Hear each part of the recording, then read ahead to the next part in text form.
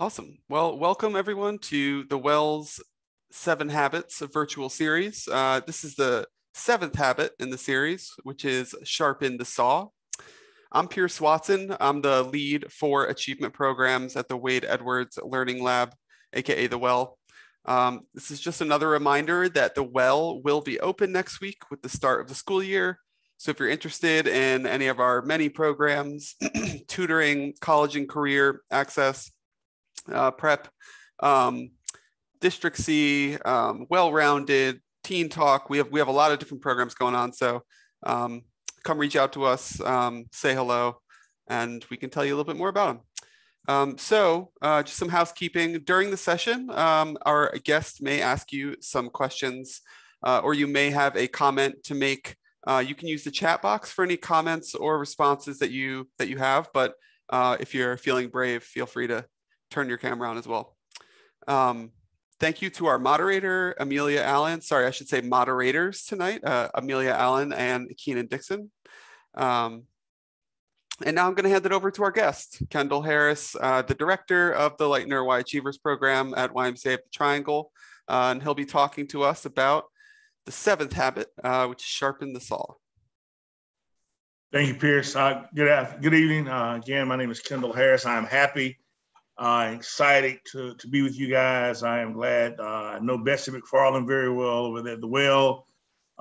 You're right across the street from one of the greatest high schools that ever came in Raleigh. I graduated from Broughton High School, the class of 1988. Grew up in that area as well, off of Oberlin Road, which was called Oberlin Village. So that is home for me. But I'm excited to be here this evening with you guys. I will share some thoughts on Sharpen the Saw number 7. If you, I know you don't got your camera, but you can see my backdrops. A lot of those men have sharpened my saw.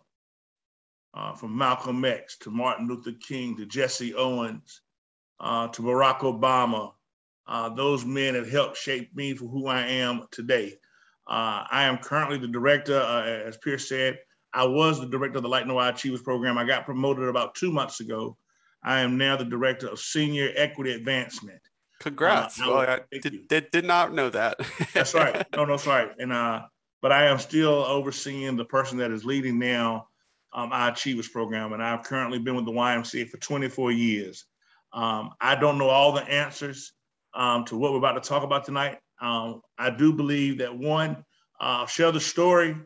I can only talk to you about how I sharpen my saw, but you got to figure out how you sharpen your saw.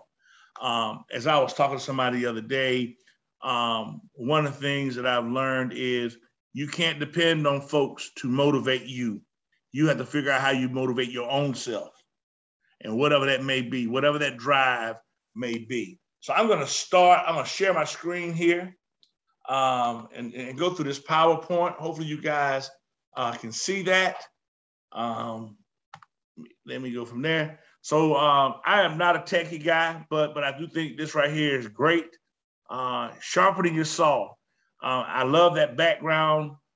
When you see that background, you don't have to show your face, but I think one of the things when you see it, Pierce, when you see that, what does that look like to you? What does that look like to you? It's like shimmering water. Makes me feel calm. Calming, right? Yeah. The rocks, solid foundation. So that is one thing. So that is what I did with that. Let me go to the next slide here if I can. Hold on one second. I don't know what's going on with that. Let me do this. Hold on. This is why.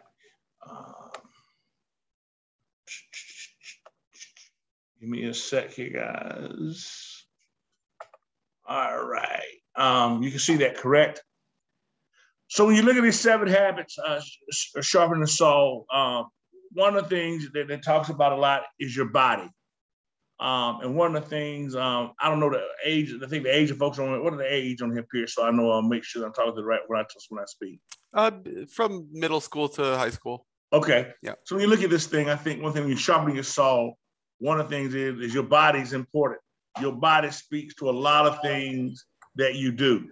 Andrew, if you maybe want to mute because you got some backdrop in there, Andrew, if you want to say anything. You want to say anything, Andrew? No, that's right. So if you look at the body, one, you're a younger age, and that's the same as I'm getting older. One, and sharpening your saw, one, you gotta take care of your body, you gotta exercise. Whether it's in your home, whether it's at a local gym, whether it's in school, activities, exercising is important, but it's also good for the mind.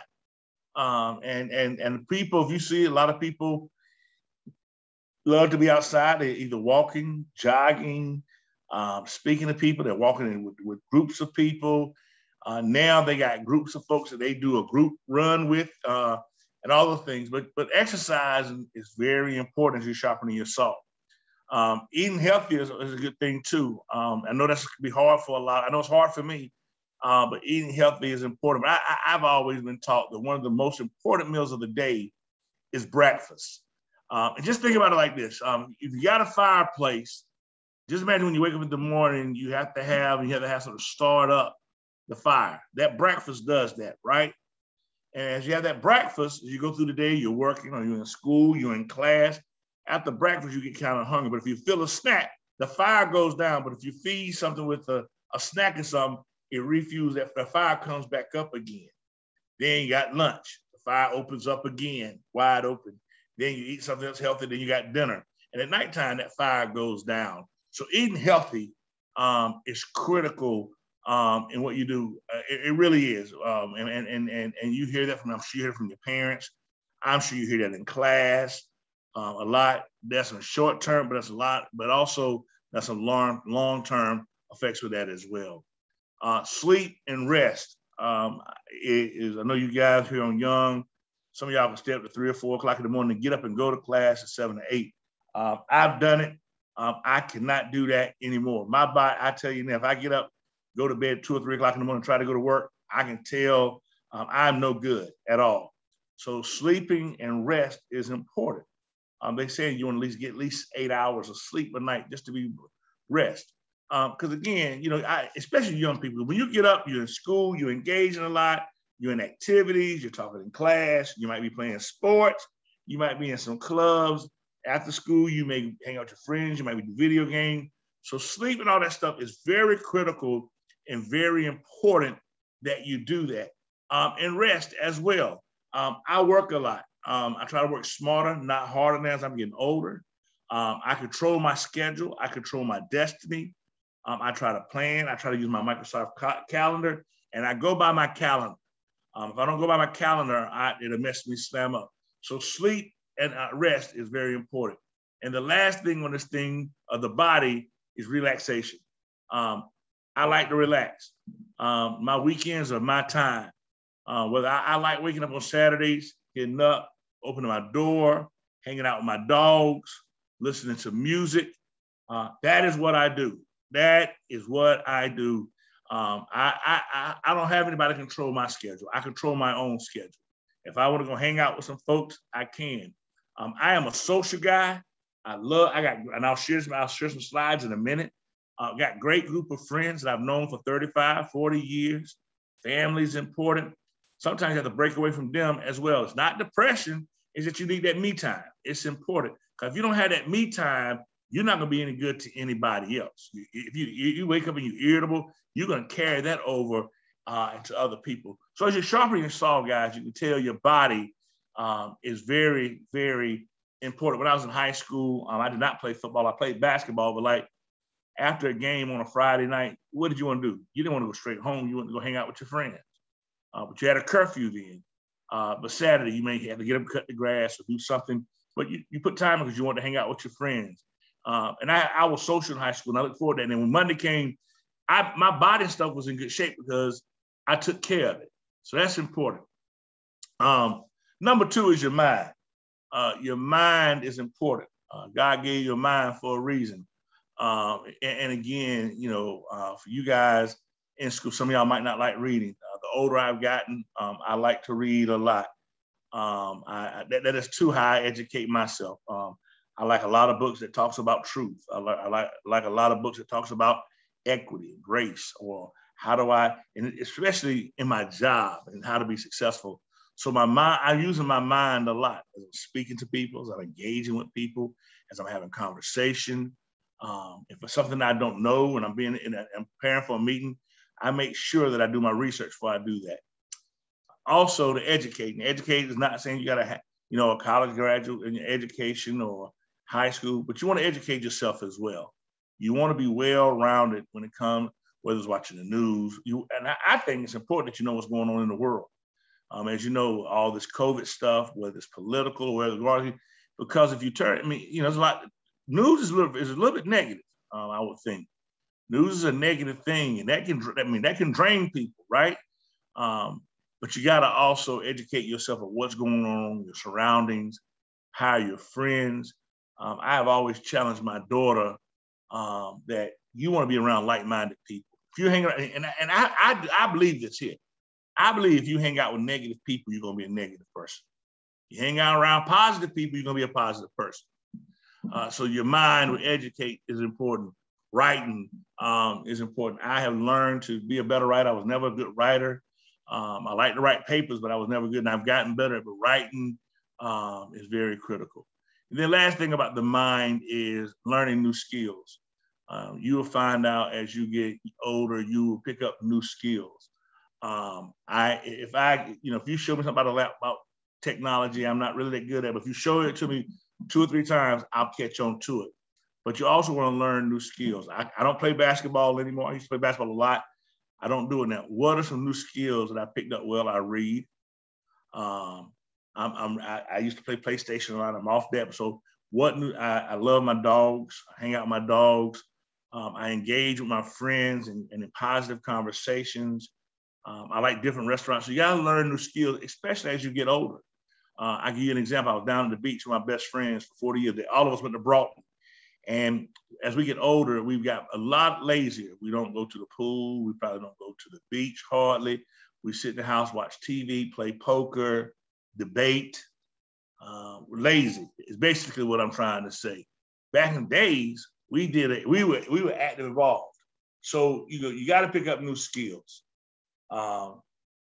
Next one, number 3, is soul. And I'm gonna run through this. Meditate. One thing is your soul. Meditate. When I wake up in the morning, the first thing I do. Now, for me, whomever you believe in, is prayer. Whether it's me praying when I get on my knees or I'm in the shower, I do that. I live by myself, so things are quiet, things are calm. I like that. I like that in the morning. I like that peace and calmness when I get up and get going. It says keep a journal. You like writing? Keep a journal. It's important that you know what's going on about yourself personally. I talked about prayer.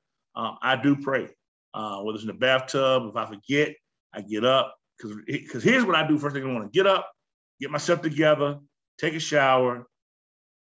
Once I do that, put my clothes on. I come downstairs. I do my alarm. I let my dogs out for about 10, 15 minutes. I make their food. I let them back in. They eat. I look on my laptop. I may look at the news a little bit. Maybe look at Sports Center. Once they do that, I may have a cup of coffee. I take the dogs and put them up, pack my stuff up, and I go to work. That is what I do daily. All right. And I pray. And then it says take in quality. You got to be around quality people. You have to do that. You want to take time to how you do things in that nature. And then the next one it talks about media. I just got into Chicago PD since the COVID.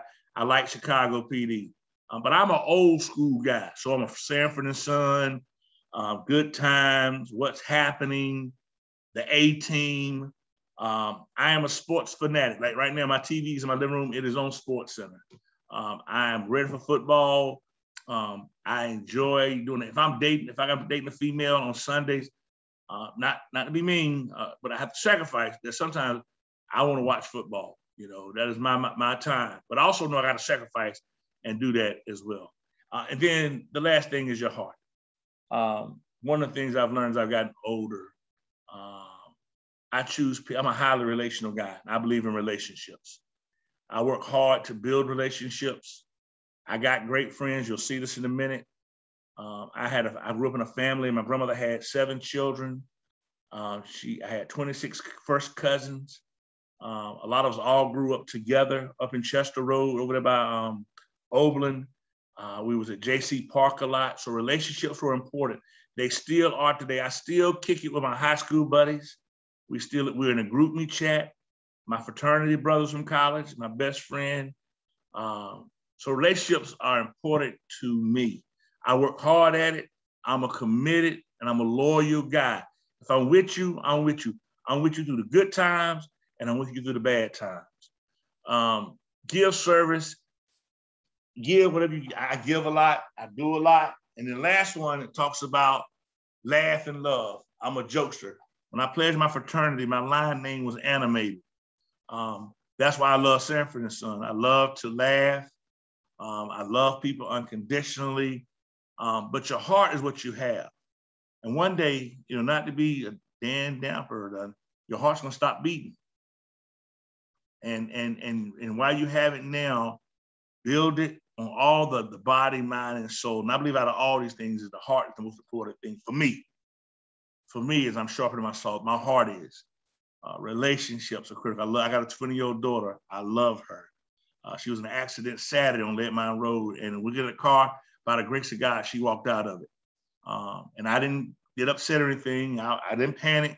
But you were hurt, and I was hurt. But I didn't show that. I had to be a father, support her. So relationships are very important on that.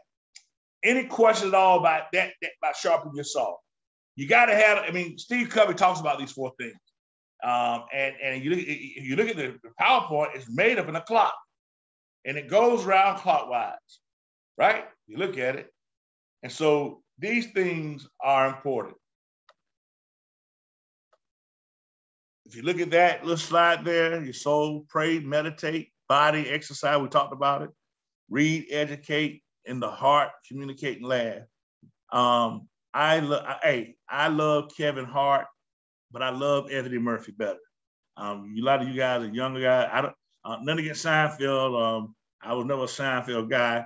I grew up on Eddie Murphy. I'm an Eddie Murphy guy, a Richard Pryor guy, Fred Sanford guy. I like Kevin Hart a little. I like Kevin Hart too, but in your generation, again, laughter is critical. I love it. I love smiling, having a good time. My body tells it, all that. So those things are important. Now, here's a picture here. This is the matriarch of my family. She died about 5 years ago. That's my grandmother. I was raised by my mother and my grandmother. And my mother died at 52 years old. My mother never got to meet my daughter. My grandmother died about 8-9 years ago. But those 2 ladies sharpened my saw. My grandmother held me accountable. She was hard on me, but she was fair. She made me the man that I was today. There were times that I was disobedient, but she loved me anyway unconditionally. So when we talk about relationships, this person sharpened my saw. Even when I was in high school, I had a curfew. I did not break it. There were consequences. She believed in me. When I went to college and came back, she was proud of me. And so for her, I think her husband died early as well, but she had 7 children herself. And 2 boys and 5 girls. And she did the best she could. So you talk about your saw, this is part of my saw here. And if you look at this picture here, that is my sister. That picture to your left right here is my sister and I. I believe I was 5-6 years old, and my daughter and I was at the North Carolina State Fair taking that picture. I still have that thing somewhere. That was in 1977, I believe, at the North Carolina State Fair. And if you can look at my left hand right there, I'm doing what? I'm touching my sister's ear. I love ears. And so my sister and I are very close. We sharpen each other's saw. We can agree to disagree. Both our parents are deceased. And I always say to us, we all we got. We don't got other family members, but we all we got. And how do we sharpen each other's saw? How do we hold each other accountable? And she's got 2 children. She's got 2 grandchildren. And life is busy, right? Then you got COVID, you got all these things going. But sometimes you got to tell people this. When you call somebody, it is free. It don't cost you nothing to call anybody. It's free. And watch this. I always tell people this as well. It doesn't cost you anything to speak to people either. It's free. If they don't speak to you, oh well, they ain't really mad at you. They mad at themselves. They dealing with that garbage, right? That's important. If you see here, that is my mom, my sister and I think I was back home one day from college. I think there was a family reunion or something. My mother loved both of my sister and I. And so those are the people, if you can see, the people that are sharpening my life were women. I don't know if you paid attention to that, but the women who sharpened my soul were women. The next slide down here is my daughter. You see that I'm an Eagles fan too. I think this is at Broughton High School at an event, a college career event. But that is my daughter. My daughter mother lives in Garner. We're divorced, but I was a single dad. My daughter got custody of my daughter at 3 years old. But I did the best I could. And the mom was involved too. But my daughter and I mean, there's a lot of things, you guys are teenagers yourselves. There are things I disagree with, but I'm always reminded to let her know that I love her. I can be disappointed for things, but I have to let her know too that I love her. So again, she helps me sharpen my saw. She holds me accountable as a father. I've got a big title at work, or who I am in the community is important. And again, when you're sharpening your saw, you're building your brand too. And what are people gonna say to you about your brand? And down here is what's gonna shock some of y'all maybe who don't know me. But in the middle it says, sharpen the saw means preserving and enhancing the greatest asset you have, you. Sharpening the saw means preserving and enhancing the greatest asset you have. That's you. And again, you got to figure out what, because if you have a dull saw, you can't cut nothing. Can't cut nothing. If you ever seen somebody cut a tree down with a chainsaw, and if it's a small tree, the blade can be a little bit dull, but if it's dull, that tree ain't gonna come down. But if you got a good saw, the tree comes down quickly. But if you look here to the right, hold on a second. Let me see, hold on. If you look here to the right, these are all my friends. This guy right here with a cursor is on, I met him in 4th grade at Sherwood Bates Elementary, which is now one of Daniels Middle School. I met him in the 4th grade, 3rd or the 4th grade. The guy beside him, let me get my cursor, hold on. The guy beside him is a guy that I met in the 6th grade. The guy in the back in the green shirt, met him at Daniels in middle school. The guy in the back with the hat on, met him at Daniels, and he lived down the street from me. The guy in the crutches, some of y'all may know if you go to Broughton, he is a guidance counselor and a baseball coach at Broughton High School. His name is Chris Newton. The guy behind him is Andrew Donadio, and the other guy beside him is Charlie Kennedy. All those guys are in Raleigh besides one. One's in New York. That's the one that's on the far left. But we just got back from a trip at Pine North Shores at the beach. A month later, some of them went to Vermont. I could not go. But as friends, all of us got diverse jobs. We got children. One of my best friends is Billy Graham's grandson. He's not in this picture. Very inclusive group, diverse group. And we got a group me, and we've been friends for about 40 years. And we always check on each other. There's accountability. Let me say this to people that are on here. For me, race does matter, one, it does. But two, right here, these are guys that I will ride with and I will die with. We've been through each other's weddings, funerals, birthing of our children. You name it, we've been there. We're down at the beach, agreeing about this COVID stuff, craziness going on, right? But at the end of the day, you walk away, our souls are strong because of our relationship. And our souls are strong because of our body, our mind, our heart, and our spirit. It's in the right place. If we go out to eat, there are 9 of us. Someone picks the bill up. We don't get 9 separate bills. We reminisce, we laugh, we joke. That's important. Then here, the guy in the yellow shirt, I met him in 1989. I went to Appalachian State in 88, but him and I pledged together in the spring of 1990. So 1990 between now, that is about 32 years. It's a long time. That is my best friend from college. We were both busy. He was in the military. He retired at he retired at 46 years old in the military. He spent 28 years in the military, retired, chilling, doing well. His wife's a doctor, has 3 kids.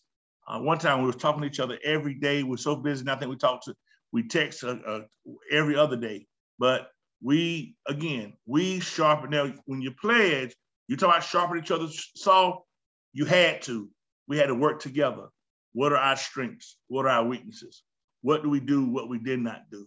But again, as you can tell, if you look at all these pictures and telling the story, as you can tell, all mine is about heart relationships. That is what sharpens my saw. That is what drives me. And guess what? They're the ones that hold me accountable. Hey man, you need to get your act together. Hey man, you need to work on your weight. Hey man, your mouth is this. Hey man, how's your daughter? Hey dude, when you coming to see me? Hey dog, have you done this? Yeah, man. Yep. And so connections, loyalty, friendship, the physical to mental, the inner self, all these things is that. That is critical as you are sharpening your saw. I say this, and I'm going to close. Y'all can ask me questions, but I look back now and I go, and this is not knocking anyone on here.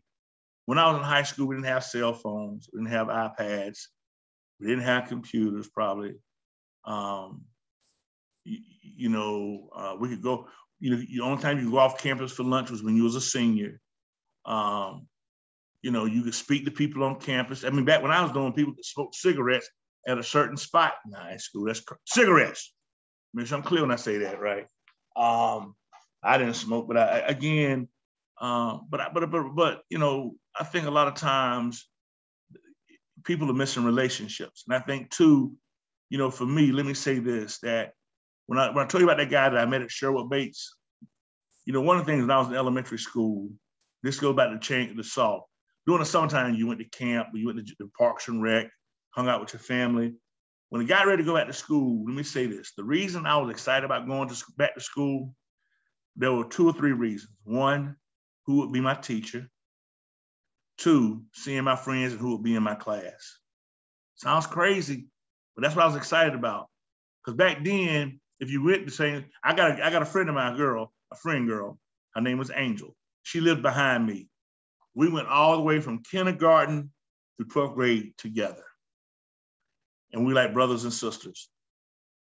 It's because of the district and schools. Now you got schools, Raleigh's grown so much. And that's nothing negative, that's just part of time. And again, as you're worried about changing your saw, what are you gonna do? Last slide is this. I'm a Martin Luther King guy. I'm a lot of diversified guy. I like Steve Covey as well. But I use this screen right here a lot when I'm having meetings with people too. And Martin Luther King said this, the time is always right to do what is right.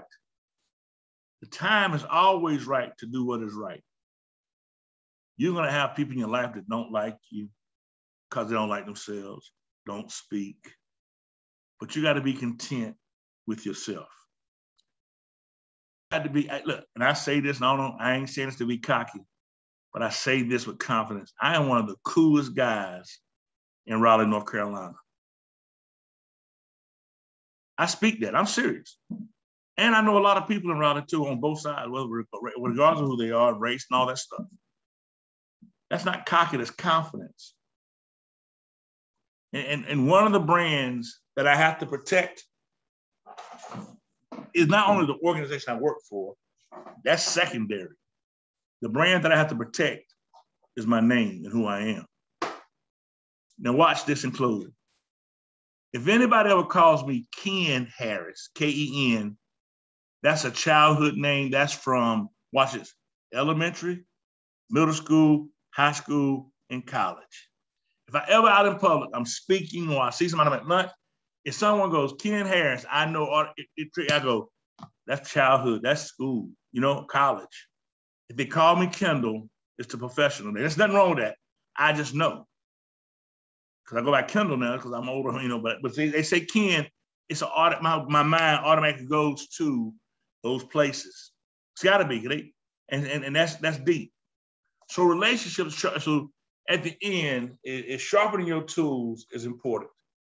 As you talk about your physical, your mental, relationship in your inner self. Your heart means a lot. I'll say this. I love dogs. I had one dog growing up. We couldn't keep him in the house. Back in the days, you had them chained up around a dog house or whatever. But dogs for me has been therapy. I love my dogs. I mean, I got a small Bichon poodle, about 9 pounds. He's somewhere under the kitchen table. And I got an American Bull Pit, white, about 85 pounds. Sweet as they can be. Now, the big ones protective, won't do anything, but they're protective, right? But let me tell you something. One of the joys that I get is when I come home, if I've had a bad day, regardless, when I open that door, those dogs are happy to see me. I don't care what it is. I can go outside right now and go to the mailbox and come back without them. They think I've been gone for 20 hours. That's commitment. That's their heart. And that's their salt. I'm their salt. Right? And again, it's therapy. When I'm watching TV, they're in there watching TV with me. It's silent. So all these things are mental. It's important. It plays a role. You may not realize it now, but as you get older, that's what happens. When you get mad with somebody, count to 10 before you react. Words can hurt people. And guess what? You can't take words back. You apologize all day. The words will hurt people. So, just when I talk about the body, the mind, the heart, the spirit, those things are good. And I start off by saying this. You cannot depend on no one to motivate you. You have to motivate yourself. Guys, I appreciate it. You can ask me any question. I know Pierce may have some questions. I think he has 3 questions. Somebody has 3 questions at the end. But I don't want to hold y'all up much any longer, but I appreciate it. But any question you have for me, whether it's about the Saw, the 7 Habit, or it's about anything personal, I'll answer any question that you may have. Pierce, back to you. Yeah, please do. If any of y'all have questions, you can turn your camera on or you can type them in the chat box and we will ask for you. So Kendall, thank you. Those were a lot of words of wisdom there. So what do you think the most important moments are to sort of step back and sharpen your saw? And I guess, how do you know when those moments are coming up?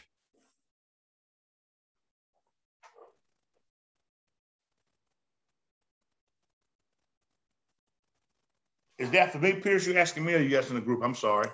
Oh no, that is to you, Kendall. What was the question again? I'm sorry, Pierce. No worries.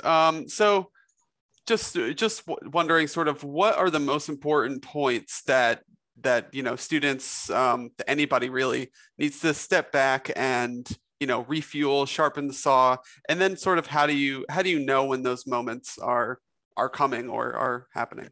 Yeah, that's a good question. I think a couple of things. When you know you're out of bounds, right? You know yourself better than anybody. When you're angry, take a step back and reevaluate. Because again, it's like this morning, I had a doctor's appointment. Everything went well. You fast. Now, I know good and doggone well I shouldn't have went to McDonald's and got 2 biscuits for $2 from McDonald's. If I did, I should took one of the breads off. But I had 2 sausage biscuits from McDonald's. All right. But again, I think you have to when you sit back and process and analyze yourself, and you process who you are, you prioritize those things. Again, as I said in the morning, how I start my morning is critical. I just don't get up in the morning and just run and jump and go. Can't do that. Back in the days, I get in college and stuff, but as you get older, I'm able to take my time and prepare and organize, and my body's used to that. And then when I'm ready for that day. So you have to, I think taking a step back, reevaluating, and that goes back to really goes back to the spirit and the mind and the body affects all of that. I think you know yourself better than anybody. You know when you're in a bad mood. Why would you, if there's a birthday party and your best friend's about to do it, and you've got in a bad mood, don't bring that negative vibe there. leave the negative vibes at the door, have a good time and smile with your friends, pick up what you were dealing with when you get ready to leave. Awesome. Yeah, thank you, Kendall.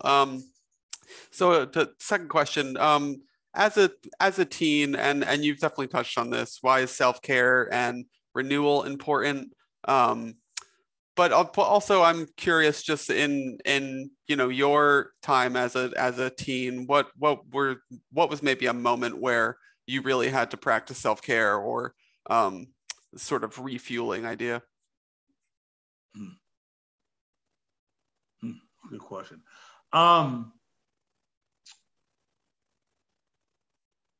I think one of the hardest things that I had to deal with was the death of my mom at an early age. But I could either be depressed or move forward. And so I was married at the time, and I had to reevaluate myself to go, how do I get out of this? I wasn't in a rut, but how do I got to, but she would want me to. That's who I am. But you know what would help me, Pierce? And it sounds cliche. It's my group of friends. It's it's the relationships that I had. People came out the woodworks, especially my true friends. The guy who I pledged in my fraternity, he came down a couple days earlier, stayed with me the entire time. And I think, just having those positive relationships, and not no 1-2 year, right? A lifetime journey that means a lot.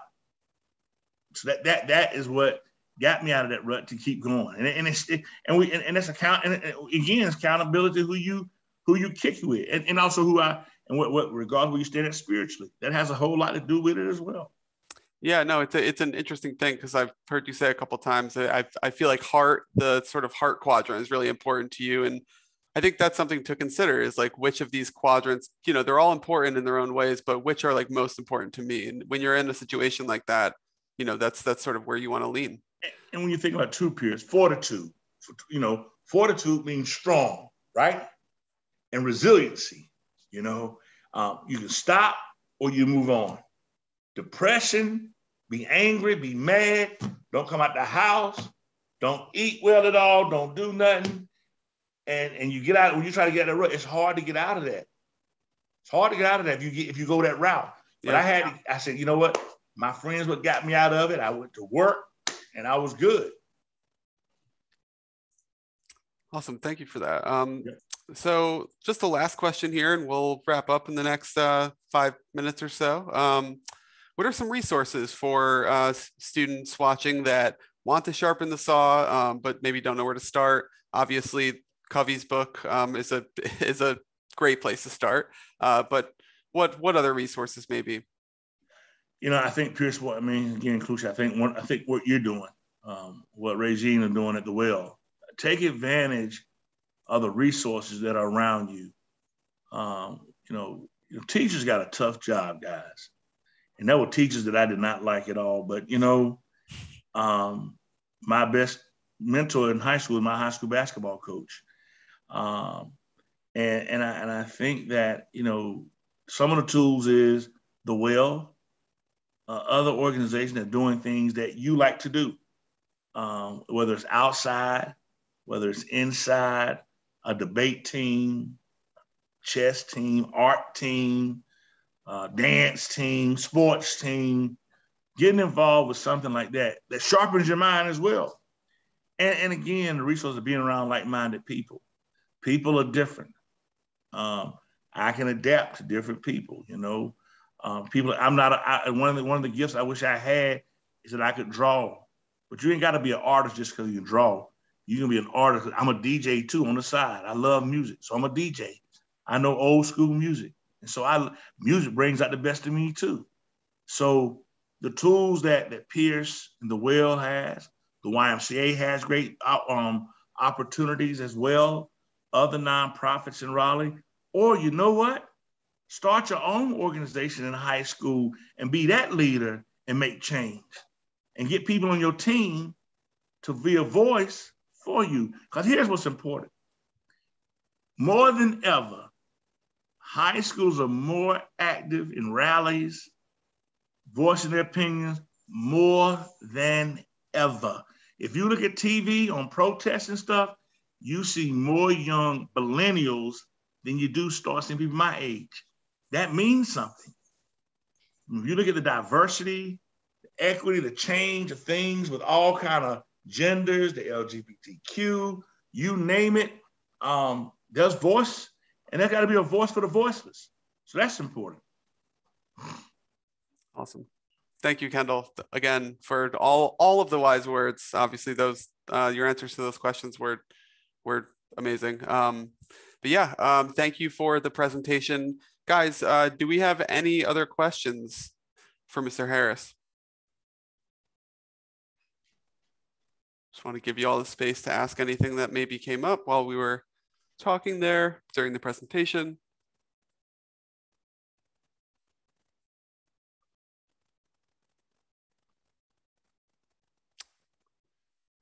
All right. Well, if there's no questions, we'll wrap this up. Yeah. Yeah. Kendall was very, very thorough. Thank you. Yeah. Well, awesome. So that is the conclusion of our 7 Habits virtual series. Thank you all for coming. I know a lot of y'all came to several of them or even all of them. So thank you so much for your engagement here. And I hope that you learned something from these sessions. And yeah, awesome. Well, have a good night, everyone. And remember to sharpen the saw. Take care, y'all.